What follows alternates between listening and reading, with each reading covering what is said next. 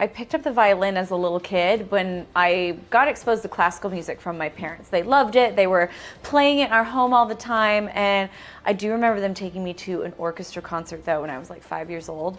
And I remember seeing the first chair violinist come out and like everyone got quiet and they tuned the orchestra. And then later in the concert, she stood up and she had a solo. And I was just like, oh, like that's the star. I want to do that. Your trajectory leading you to where you are and all these amazing things you've accomplished, how do you reflect looking back? I heard this, this talk once about crossing the wrong finish line, and does it matter if you cross first, if it's the wrong finish line, if you get those dreams, if you get those things if you want, but what if they actually weren't meant for you? And looking back of like, for example, if I'd have gone much further on America's Got Talent, this thick contract that I had signed because like I was too big. I didn't understand legal jargon. I just signed it because I wanted to be on the show. Luckily, it didn't ever go into place because I didn't get far enough in the competition. I didn't make it to the finale.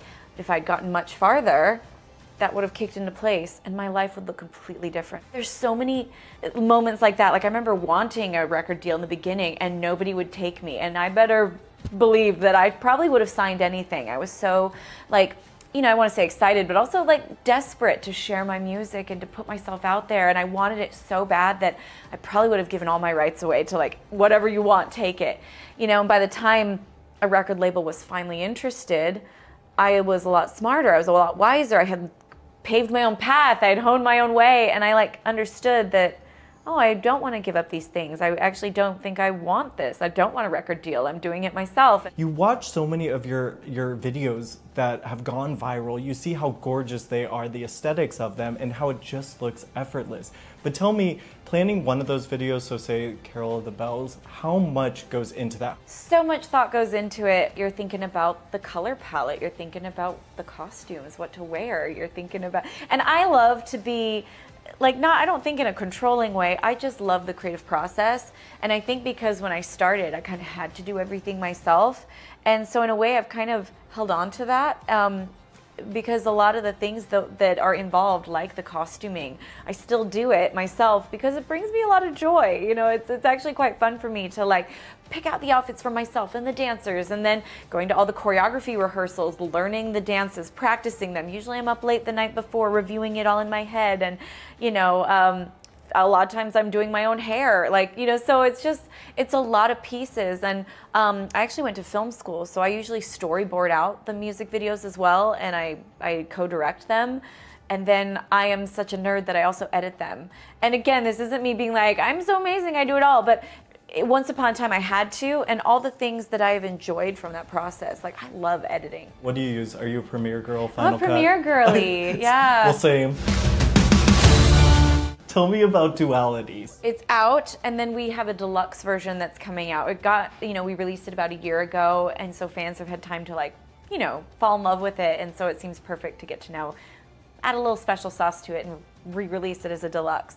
So what is it like to, first of all, put an album together and then to have your imagination soar and to show the world your vision behind it and tour with it? When you start, at least myself, I never have any idea where the car's gonna drive. It's like I just get in the sessions and you start almost trying to discover yourself through the sounds, and especially since most of my songs don't have lyrics, it may seem like I'm just throwing things into the wind, but I'm always trying to think what do I want to pull out of people? What kind of emotions? What do I want them to feel? And when I was writing this most recent album, Duality, I was really in this place of realizing that all of us are so complicated. We have so many different sides to ourselves, and from one day to the next, you can almost feel like you're a completely different person in terms of sometimes I'm so confident, and sometimes I feel like I'm so magical and I can manifest things, and I have big dreams, and anything's possible. And then, something could happen, or just I wake up on the wrong side of the bed and suddenly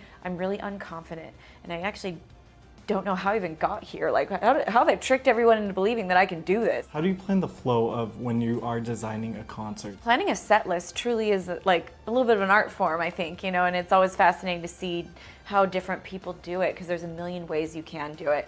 Personally, I have almost a slight formula of how I like to do my shows, and it's all about the feeling and the energy of how I want to kick it off, where I want them to settle in the middle, and I want them to have a moment in the middle, almost always, where they get to like almost take a breath. And actually in my last show, I had this very calming moment in the middle of the show after it really ramped up, where we suddenly went down super, super soft. And I actually had them do breath work while I played, and there was a voice guiding them. Some people would start to cry. Like, some people would have their eyes open and they'd just be relaxing, but I would say like 80% of the people would have their eyes closed, and I got this feedback that that was some people's favorite part of the show. What is next for you? You've done so many things. Yeah, you know, I do have on my vision board to perform in the Olympics, and you know, so it was kind of fun when I had like, I call them breadcrumbs. Like a little breadcrumb was that my music got used in the Olympics last year and the previous Olympics. So it's like this little sign being like, we're aware of you, like my angels, like we hear you, we are working on it. But also, I think it would be really fun to get into having a variety show. Like, I feel like the old school variety shows, like, you know, like Sonny and Cher and the Lawrence Welk show, like, I think it's got to come back, and I think it would be so fun to like be, especially because I love so many different things, whether it's dance or aerial arts or costume design or music, and I play lots of different styles of music. I think it'd be really fun to like have a variety show. Who haven't you collabed with that you'd love to be a collaborator? Oh, man. Okay, Pink is one of my favorites.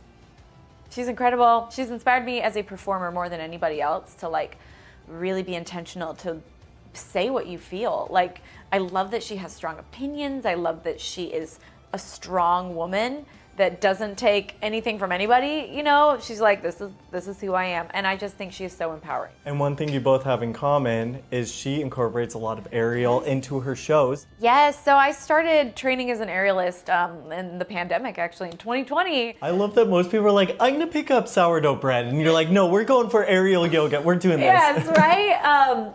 It's been, I would say, even a little bit of a life-shifting experience to challenge my body in this way, because I don't know, I feel like as a woman, oftentimes we're focused so much on what our bodies look like. And I'm sure men feel this way too, but specifically women are put in a very specific box of focusing on our bodies as these ornaments that are to be watched and seen and judged. And when I started to train as an aerialist, it became about like celebrating what my body can do.